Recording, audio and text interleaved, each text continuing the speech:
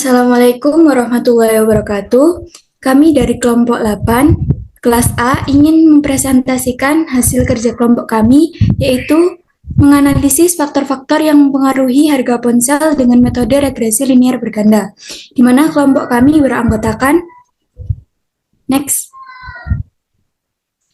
Yang pertama ada saya sendiri dengan Ainiatul Mawaddah dengan NIM 09020221023. Yang kedua ada Audira Dewi Puspamukti dengan NIM 09020221023. Dan yang ketiga ada Laili Nur Rahmasari dengan NIM 09020221032.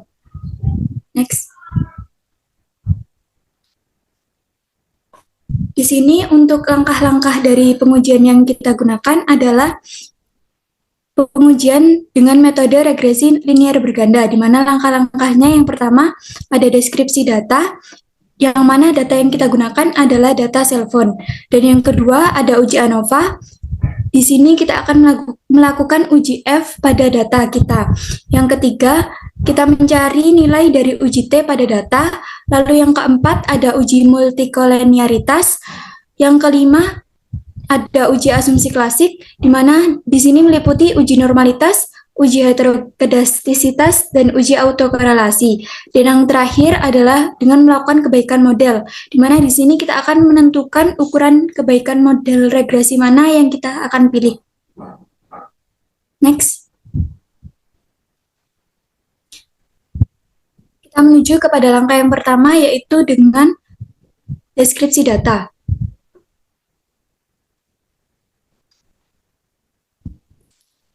Dalam penelitian ini, data ini menjelaskan harga ponsel bergantung pada beberapa faktor yang mempengaruhi dengan metode regresi linear berganda. Nah, untuk variabel terikatnya, di sini kami gunakan price, dan untuk variabel yaitu kita gunakan ada 9 variabel, di mana diantaranya ada sel, PPI, CPU core, CPU frekuensi, internal mem, RAM, front cam, baterai, dan thickness. Yang mana pada statistik deskripsi data dapat dilihat pada tabel di bawah ini. Di situ ditunjukkan bahwa terdapat nilai minimum, terus ada kuartil pertama, kemudian ada median, mean, kuartil ketiga, dan nilai maksimum. Next.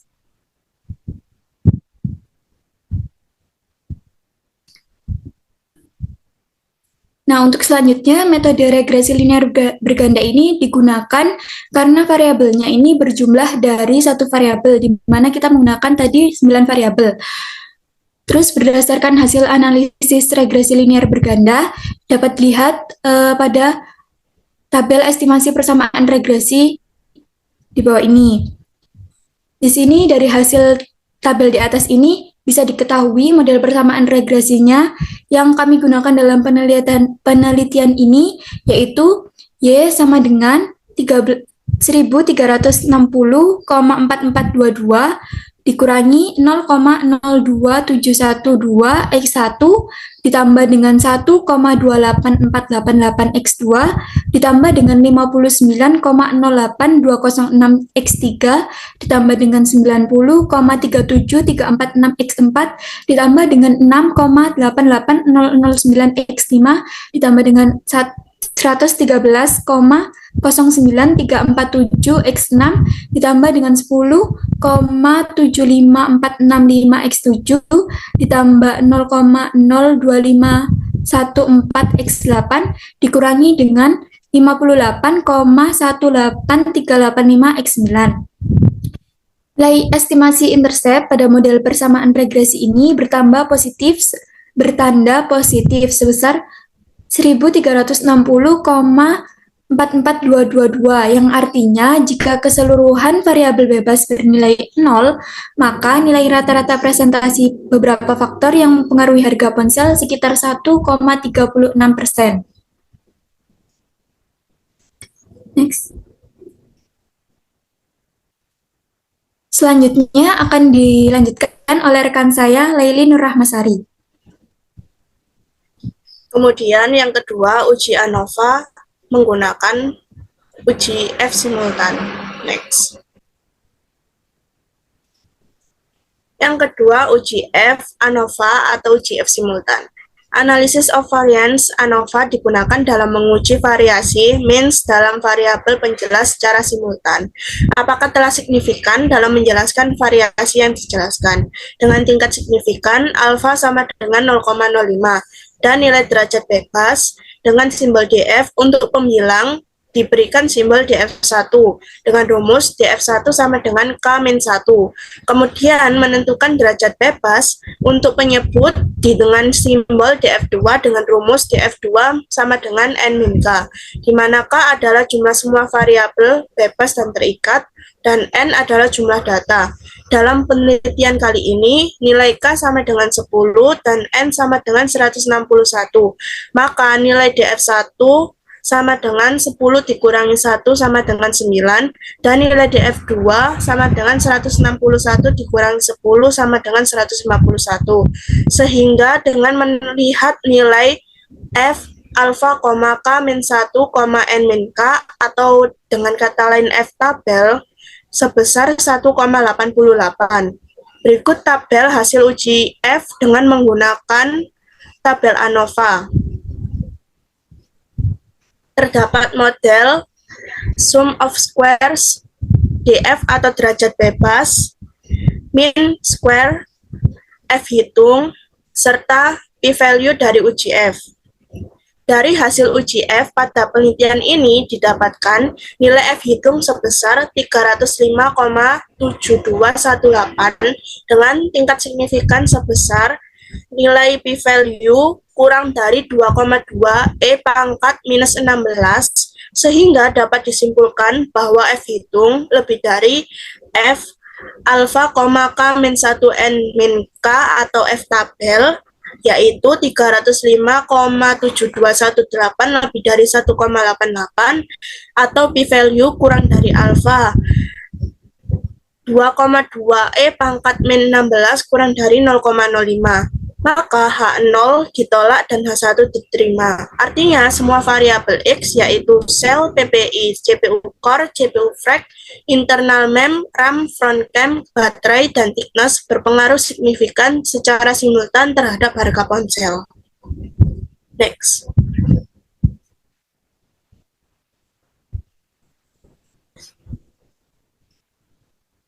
Yang ketiga, uji parsial untuk mencari nilai uji T pada data pada setiap variabel. Next. Uji T ini bertujuan mengetahui pengaruh variabel independen atau bebas secara individu atau parsial terhadap variabel dependen atau terikat. Dengan tingkat signifikan alfa sama dengan 0,05 diperoleh T sebesar 1,97580 yang diperoleh DF atau derajat bebas sebesar 151. Berikut hasil uji T dari regresi linear berganda pada penelitian kali ini untuk setiap variabelnya. Dari hasil uji T, pada penelitian ini diketahui nilai T hitung dari ketujuh variabel bebas, yaitu PPI, CPU core, CPU frac, internal mem, RAM, front cam, dan baterai, memiliki nilai T hitung lebih dari nilai F tabel, yaitu lebih dari 1,97580, yang berarti tolak H0, sehingga mempunyai pengaruh yang signifikan secara parsial terhadap variabel terikat.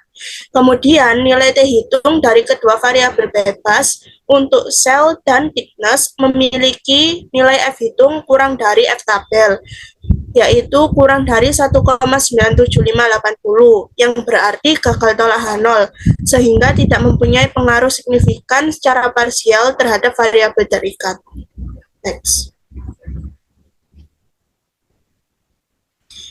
Yang keempat, uji multikolinearitas.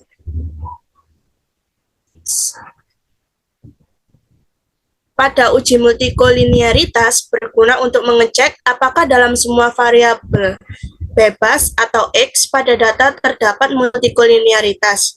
Suatu data dianggap multikolinearitas ketika salah satu variabel bebasnya bernilai kurang dari sama dengan 10.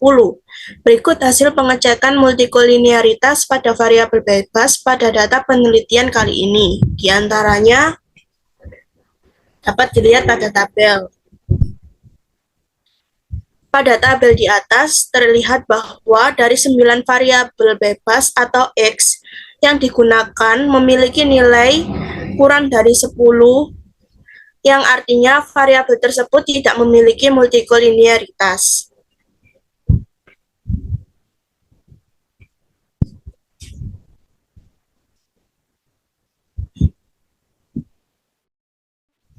Kemudian selanjutnya akan disampaikan oleh Audira. Baik, yang kelima yaitu asumsi klasik. Asumsi klasik memiliki uji normalitas, uji heteroskedasitas, serta uji autokorelasi.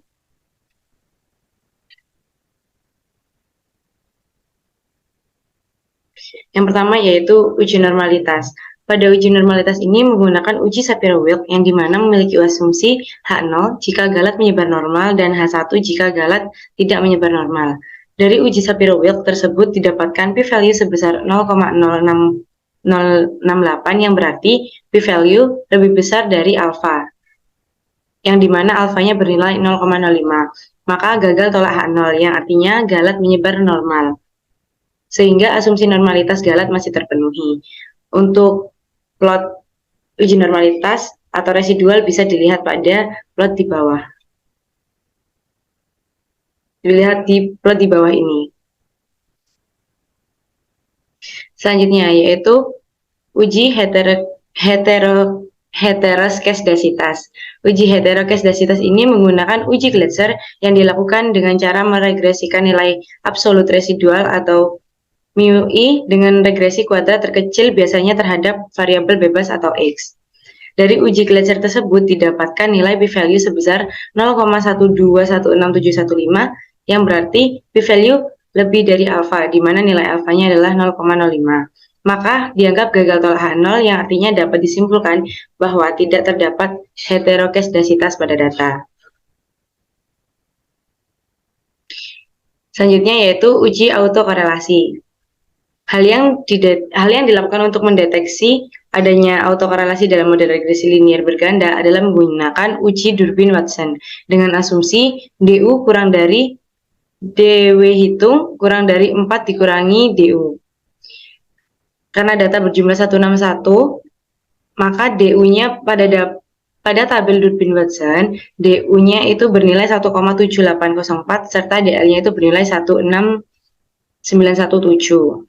Nah, dari uji Durbin-Watson itu mendapatkan nilai p-value sebesar 1,9948 dan diketahui DU-nya adalah 1,7804, yang berarti DU kurang dari DW hitung kurang dari 4 dikurangi DU, di mana 1,7804 kurang dari 1,9948 kurang dari 2,2196, maka gagal tolak H0, artinya dapat disimpulkan bahwa tidak terjadi kasus autokorelasi.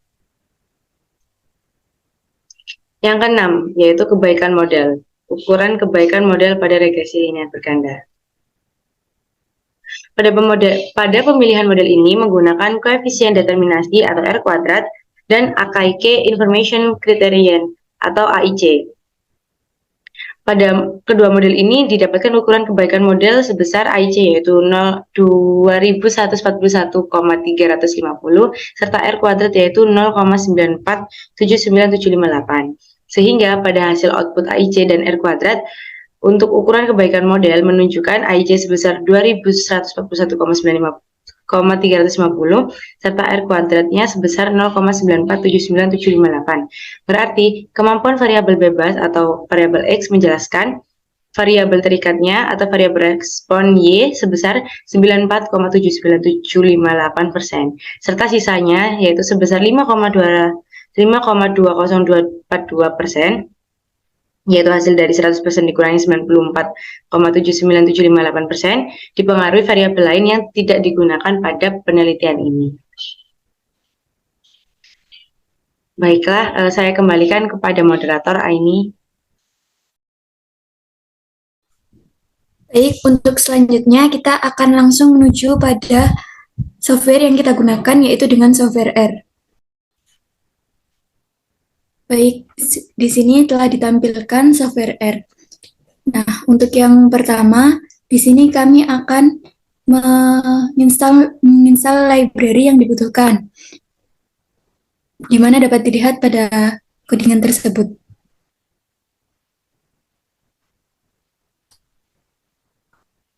Setelah selesai, selanjutnya kita akan memanggil data.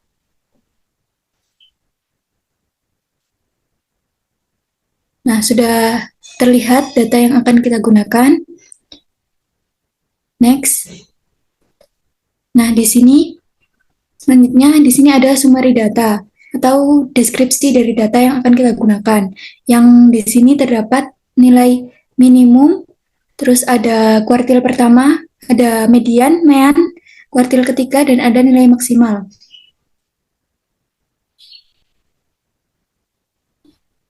Nah, di sini juga terdapat pemilihan model terbaik dengan melihat AIC-nya.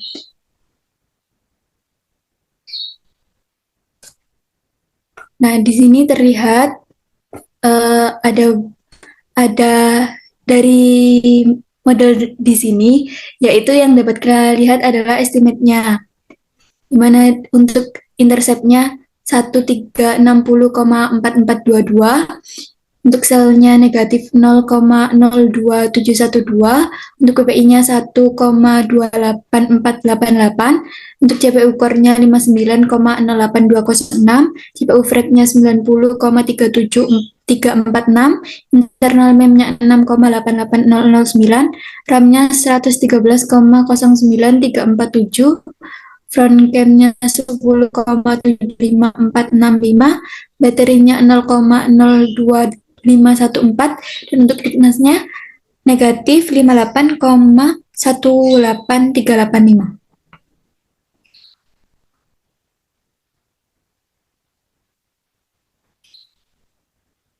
Nah, di sini untuk yang di sini adalah AIC-nya, AIC dan R kuadratnya.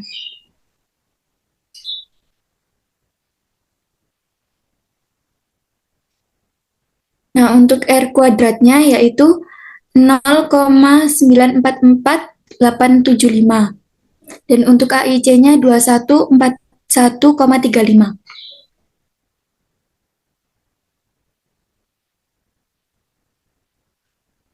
Dan untuk pemilihan model regresi linear berganda di sini untuk sintaknya bisa dilihat pada gambar, dan output yang dihasilkan adalah sebagai berikut.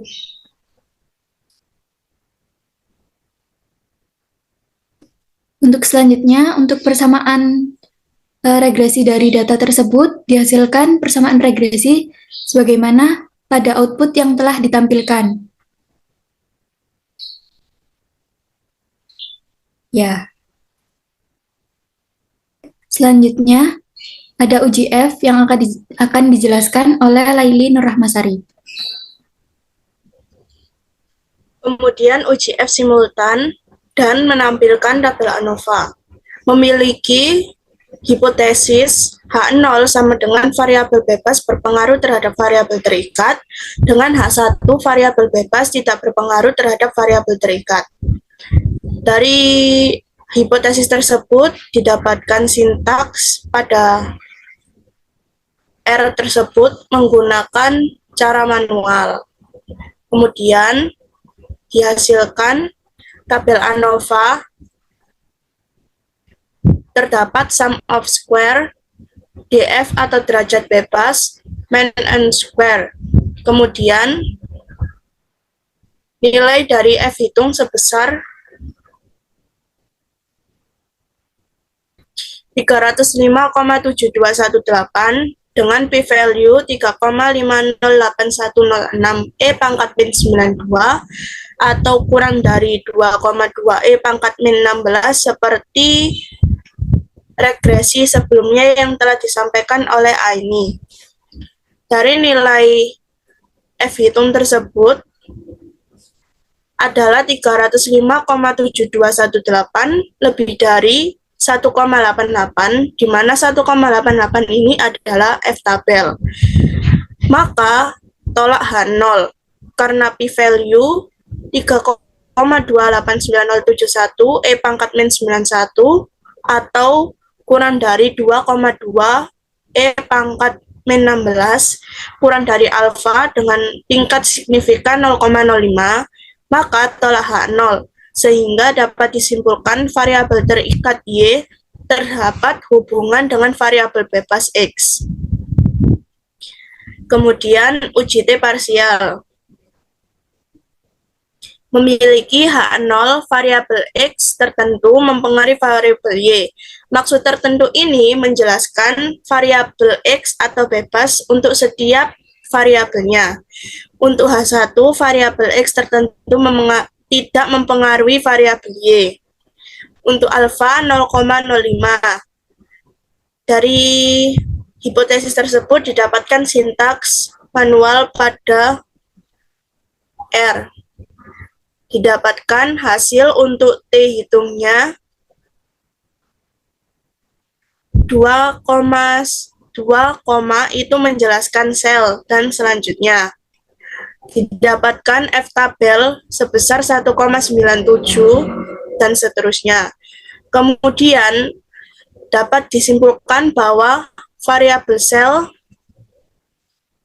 diperoleh nilai T hitung kurang dari T tabel sama dengan minus 23,59 kurang dari 1,97580, maka gagal tolak H0, sehingga dapat disimpulkan bahwa secara parsial tidak terdapat hubungan antara sel dengan price.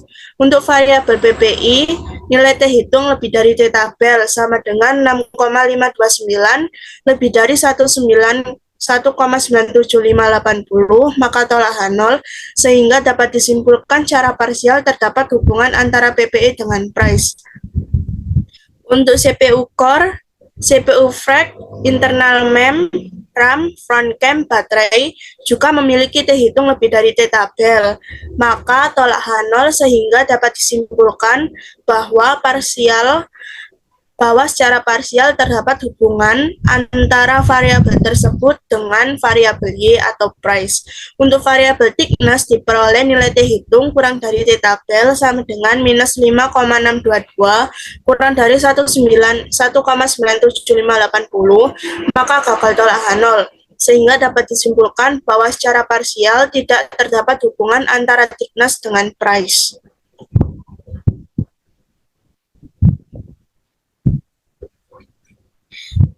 Kemudian, pendeteksian multikolinearitas. Pada multikolinearitas ini, tidak boleh nilai dari multiko di bawah 10, yang berarti tidak ada multikolinearitas.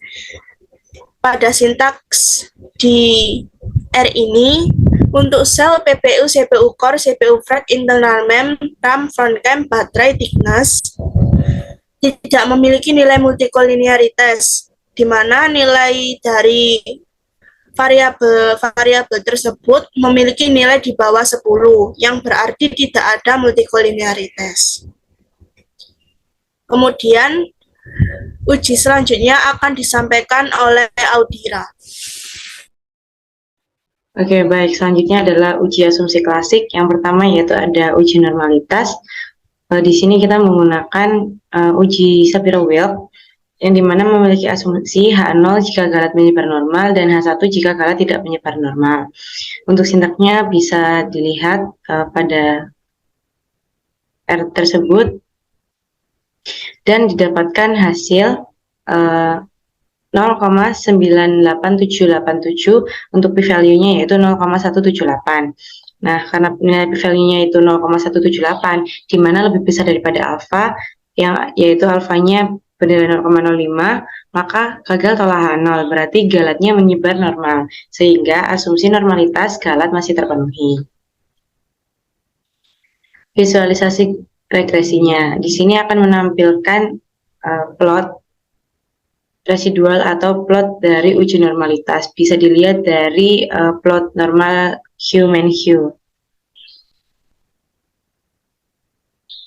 Selanjutnya yaitu uji heterokestasitas yang memiliki asumsi yaitu H0 jika tidak terjadi heterokestasitas serta H1 jika terjadi heterokestasitas. Nah, pada uji heterokestasitas ini kita menggunakan uji Glatzer, bisa juga menggunakan Brios-Pagan, tapi pada kali ini kita akan menggunakan uji Glatzer.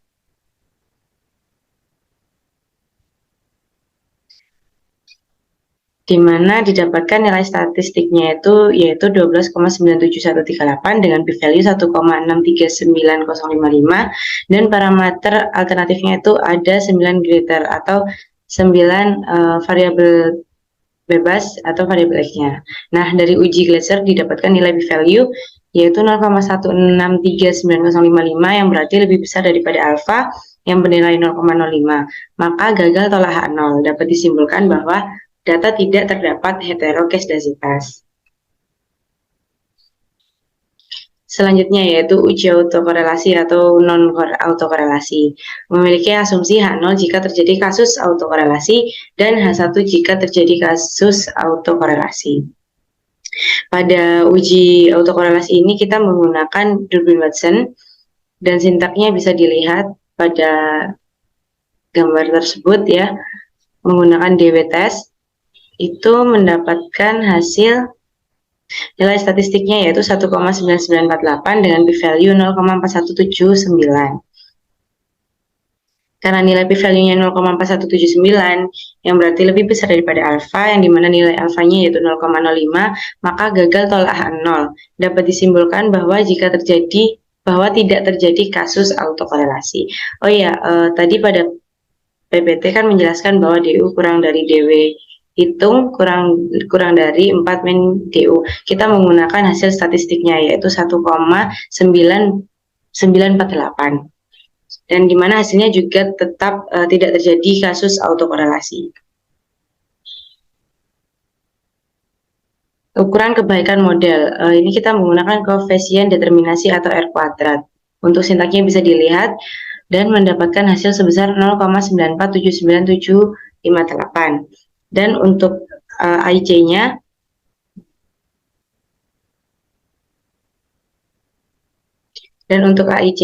didapatkan hasil sebesar 2141,35. Dan berikut adalah tabel hasil dari uji kebaikan model dari AIC serta R kuadratnya atau koefisien determinasi.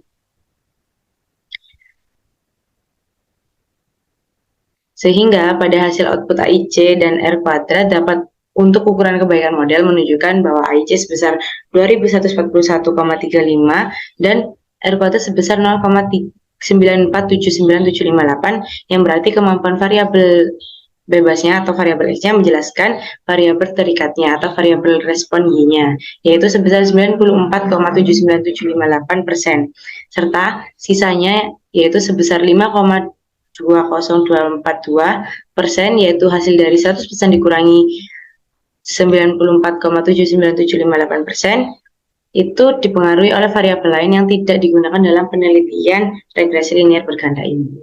Saya kembalikan kepada Aini. Baik, untuk selanjutnya akan kami sampaikan kesimpulan dari materi yang telah kami sampaikan.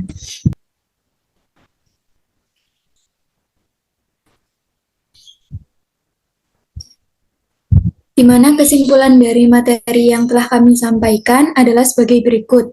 Dari hasil analisis harga ponsel terhadap beberapa faktor-faktor yang mempengaruhi, menggunakan metode regresi linear berganda dapat diambil suatu kesimpulan bahwa dalam pengolahan data harus dilakukan secara urut serta runtut, dan variabel yang digunakan pada variabel prediktor berjumlah lebih dari satu. Jika terjadi penyimpangan terhadap data yang diolah, perlu adanya penghilangan suatu variabel serta mengulah langkah-langkah yang ada dari awal untuk memastikan kenormalan data tersebut. Data yang diolah telah berdistribusi normal terhadap uji ANOVA, parsial, multikolenialitas, normalitas, heterokodastisitas, dan uji autokorelasi. Nah, penelitian ini menggunakan koefisien determinasi atau R kuadrat serta AKIK Information Criterion atau AIC, maka didapatkan hasil ukuran kebaikan model untuk nilai AIC sebesar 2141,359 dan nilai R kuadrat sebesar 0,9479, di mana nilai R kuadrat yang berarti kemampuan variabel X dapat menjelaskan variabel respon Y sebesar 94,79% dan sisanya 5,202% dipengaruhi oleh variabel lain yang tidak digunakan dalam penelitian ini. Sekian presentasi dari kelompok kami, kurang lebihnya mohon maaf. Wabillahi taufiq wal hidayah. Assalamualaikum warahmatullahi wabarakatuh.